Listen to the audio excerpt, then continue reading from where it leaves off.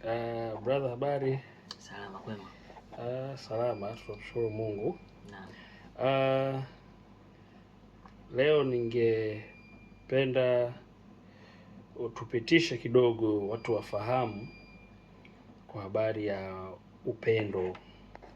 Lakini upendo huu, unajua upendo ni mpana, lakini upendo huu utakuwa unahusiana na upendo wa mahusiano. Upendo wa mahusiano ambao upendo huu wa mahusiano mara nyingi sana huwa unaenda moja kwa moja kwenye ndoa. Kwa hiyo kabla hatujaenda kabisa, hatujafika mbali, tafadhali unafahamu vipi kuhusu upendo? Okay. Maana halisi ya upendo ni hisia ya kujitoa, kujali na kuthamini kwa mtu, baina ya mtu mmoja au mwingine. Yaani mimi nikisema dada nampenda, nilenge vitu hivi vitatu. Kujali, kutoa na kumthamini na kumheshimu. Kujali, kutoa na kumthamini na kuongezea kingine na kumheshimu. Na kumheshimu. Ndio.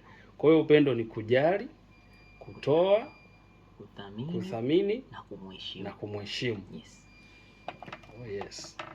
Kwa hiyo inamaanisha pasipokuwa na hivyo vitu huo sio upendo. Ndio. Okay. Na upendo wa kweli, maana hapo ni upendo.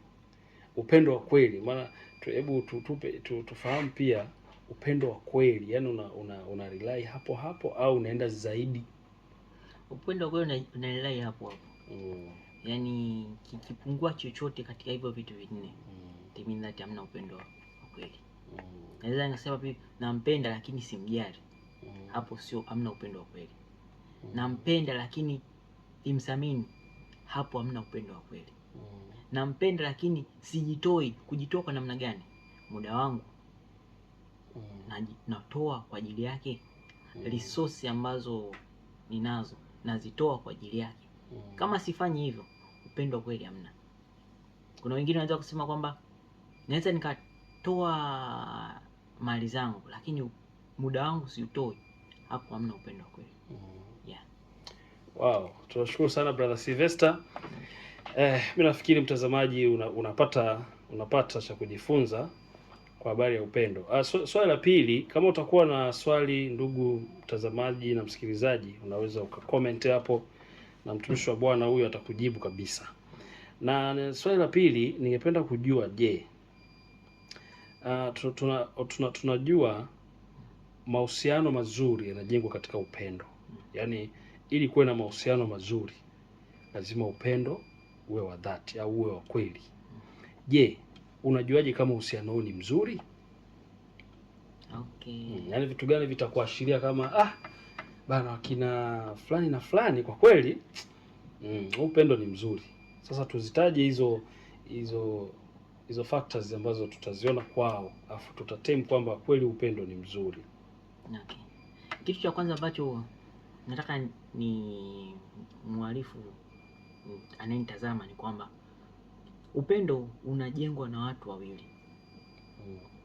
Upendo sio kwa ajili ya mtu mmoja, mwanaume au mwanamke. Yaani upendo wote unatengenezwa na watu wawili wa kimahusiano, mwanamke na mwanaume. Na kitu ambacho kinachoonyesha kama huu ni upendo mzuri, cha kwanza lazima wote wawili mujitoe. Resources zenu zote mujitoe. Cha pili, muheshimiane nyinyi kama nyinyi. Hicho ndio kitu cha pili. Cha tatu, kuthaminiana. Kumpa heshima yule ambaye upo naye. Na kulindiana, yaani kutunza udhaifu wake. By the way, upendo ni kwa ajili ya kuboreshana. Pale ambapo ana madhaifu, unafichaje yale madhaifu yake? Yeah. Alafu kingine ambacho kikubwa, huo upendo uongozwe katika misingi ya kimungu. Rudia hapo mtumishi wa Bwana. Huo upendo uongozwe katika misingi ya kimungu. Hiyo ya pili. Irudia tena mtumishi wa Bwana hapo. uongozwe katika misingi ya kimungu. Hiyo term naweza nikasema inaweza ikawa kitu cha kwanza kabisa. Nimeweka kitu cha pili kwa sababu, ila kitu cha kwanza inabidi tuseme uongozi katika misingi ya kimungu. Kwa sababu gani? Mungu ndo source ya upendo. Yaani ndo mwanzilishi wa upendo. Mungu ndo upendo lenyewe.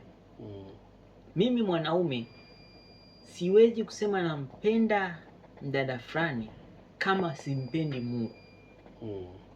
Sawa? Nikikaa katika uwepo wa Mungu ndo nadhihirisha kwamba nina upendo.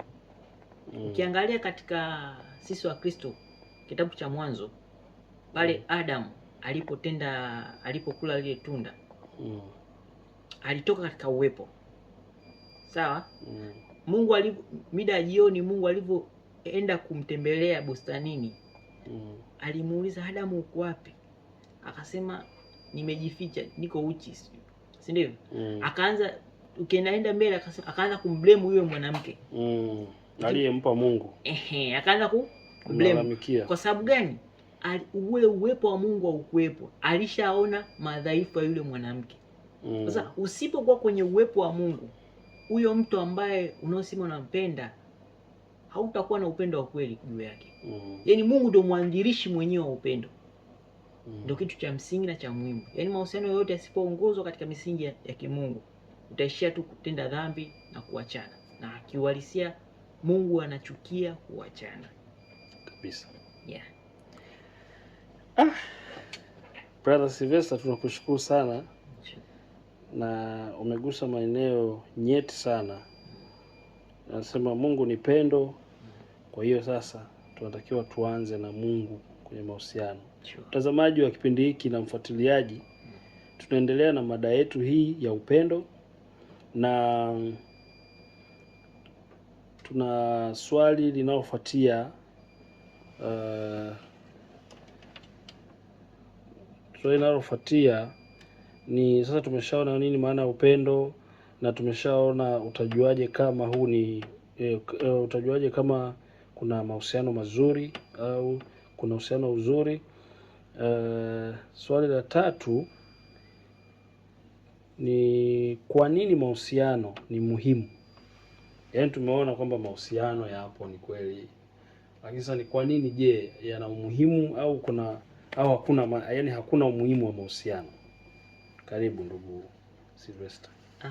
Ukisema hakuna umuhimu wa mahusiano, it means that tutakuwa tunamkosea Mungu, kwa maana Mungu mwenyewe aliona umuhimu wa mahusiano. Aliona umuhimu pale mwanzo, kitabu cha Mwanzo, aliona kwamba Adam si vyema mwanaume huyu awe peke yake, ndipo akamfanyia msaidizi. It means that aliona umuhimu wa Adam kuwa na msaidizi wake. Katika maisha ya kiuhalisia binadamu yote, mahusiano ni muhimu. Kwa mahusiano ni muhimu. Kwa sababu gani? Mahusiano yanamfanya mtu aboreshwe.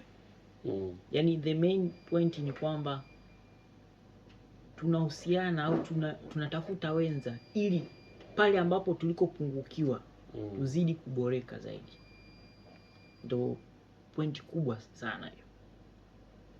Ndio maana kwenye Biblia Mwanzo yasema si vema mwanaume huyu akaa peke yake, nitamfanyia msaidizi wa kufanana naye. Temenda tukipata kwa mwanaume, kusema ukipata msaidizi wako au ubavu wako, temenda umepata kitu bora zaidi. Niseme tu kwamba nitumie kauli hii, inawezekana sijui kama natumia kauli nzuri, ni kwamba mimi hapa bado sijakamilika. Niseme niko kama nusu. Ili niwe kitu kizima, yanipasa nipate yule msaidizi ndio hata ni complete. Iwe ni kitu hiki kizima. Yes. Mahusiano ni muhimu. Naweza nikasema tu hivyo. Okay. Basi brother Sylvester, tunakushukuru sana kwa mchango wako. Shukrani. Na hayo ni maswali matatu ya muhimu ambayo tukaona tuweze kupata pia mtazamo kutoka kwako. Ndugu mpenzi mtazamaji wa kipindi hiki na msikilizaji pia, usiache kufuatilia kipindi kingine kinachofuata. Kipindi kinachofuata labda nikwambie, kitakuwa cha moto sana, kitakuwa kina mada endelevu ya mahusiano. Je, kuna umuhimu wa kusamehe kwenye mahusiano? So fuatilia kipindi kinachofuata ili uweze kupata ufafanuzi mzuri.